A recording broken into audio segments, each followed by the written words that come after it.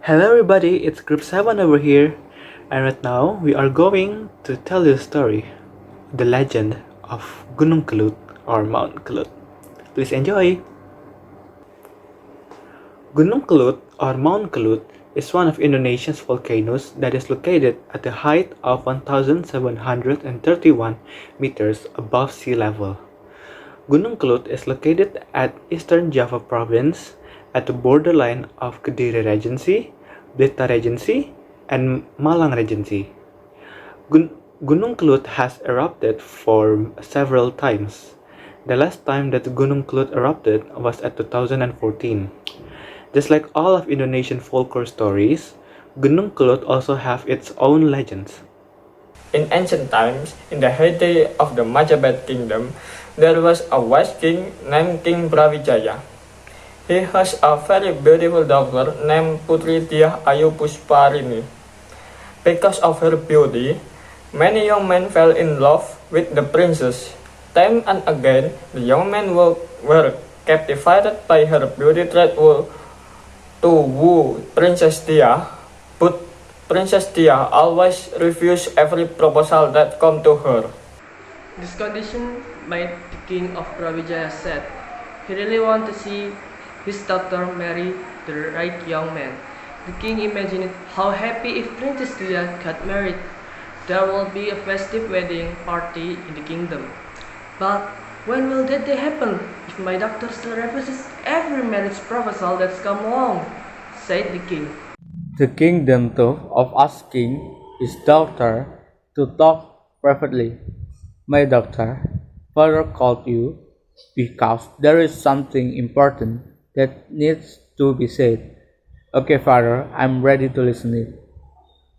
Father is getting old. I know you are looking for a great and mighty husband.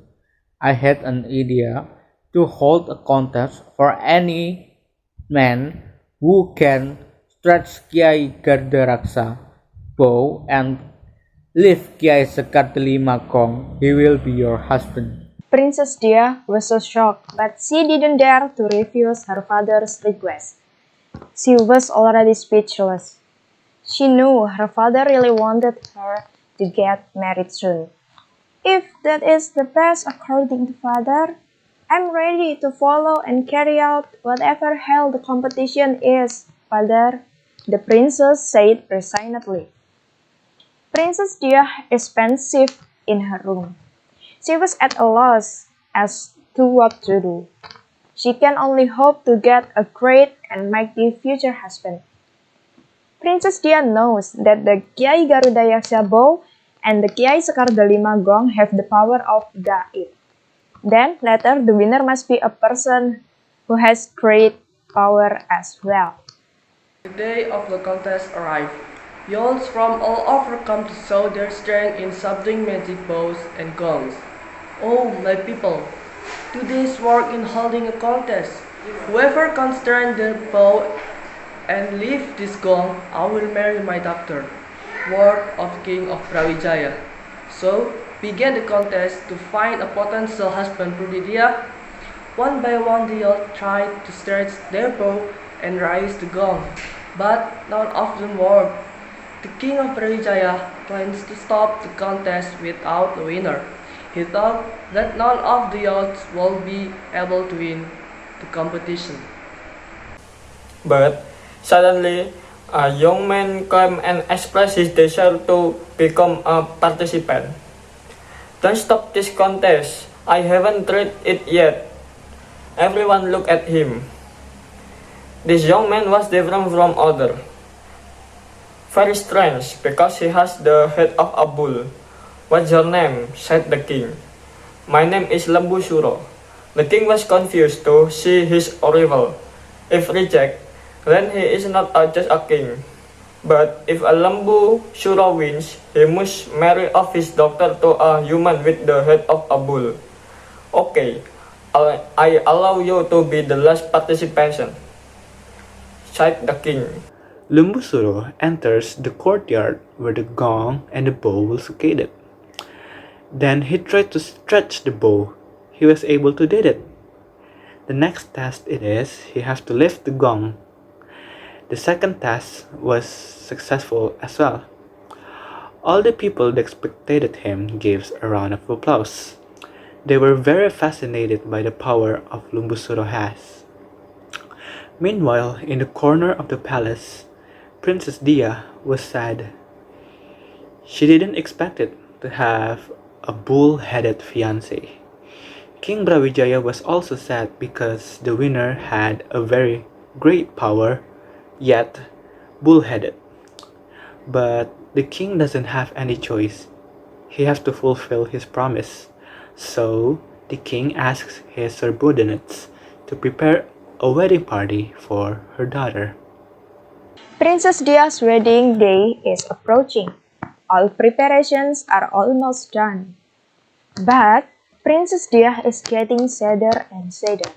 She really wants to cancel her wedding. She was looking for various ways to have her marriage cancelled. Father, can I ask for one conditions of marriage for Lembusuro? What are the conditions, my daughter? Lembusuro must make a well on the top of the mountain overnight. The well is for me to bathe there. The king understood the conditions and agreed to her. The summoning of Lembusuro to the palace to inform the conditions of marriage from Princess Dia. And Lembusuro also agreed. Lembusuro immediately went to the top of the mountain. There he dug the ground using his two horns. In one night, Lembusuro succeeded in carrying out the condition for the marriage. His artificial well was complete. Knowing that Lembusuro had succeeded in making a well, Princess Dia put forward one more condition. She asked Lembusuro to go into the well to see if the water smelled good or not. Without thinking, Lembusuro agreed. He entered the well that had just been made.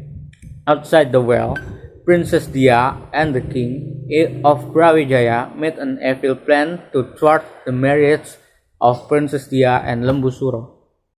Soldiers, quickly cover the well with earth and stone until it's full, the king ordered.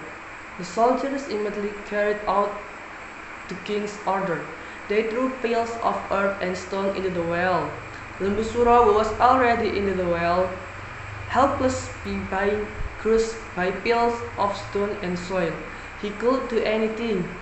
Before he died, he cursed the king of Brawijaya. King of Brawijaya, wait for my revenge. I will destroy your kingdom. Until now, whenever Mount Kelud erupts, local people believe and say Lembusuro is taking revenge. So, the conclusion is think before you make the decision and don't regret it when everything has happened. The moral value that we can take is to keep the promise you have made.